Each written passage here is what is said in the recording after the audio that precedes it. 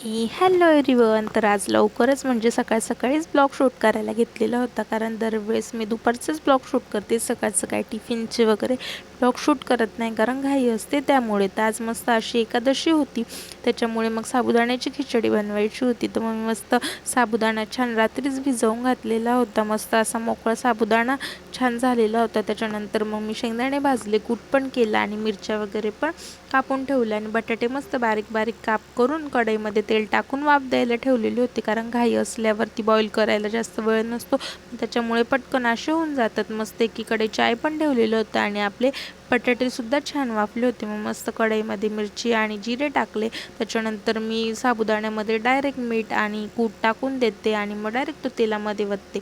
मग त्याच्यानंतर मस्त असं छान खिचडी परतून घेतली, एक वाफ दिली, खिचडी रेडी झाली. आणि तुम्ही म्हणाल प्रांशी कुठे? तर प्रांशी इकडे मस्त झोपलेली होती, तिला आवाज देऊन दूध दिलं तर मोठे डोळे करत होती. त्याच्यानंतर मग तिचं दूधसुद्धा गरम केलं.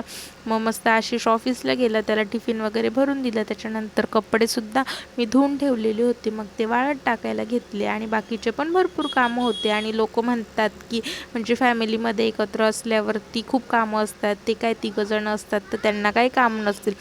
तर असं नाही, एका माणसाला पण तेवढंच लागतं आणि 10 माणसाला सुद्धा तेवढंच लागतं. लोकांना तर काय कळणार ना, ठीक आहे असं जाऊ द्या. मग त्याच्यानंतर बाकीचं काम केलं. त्याच्यानंतर मॅडमला इकडे फ्रेश करून मस्त छान खिचडी खाऊ घातली आणि नंतर आंघोळ वगैरे करून रेडी केली. तर असा होता माझा ब्लॉग आणि मला नक्की सपोर्ट करा. चला तर मग बाय.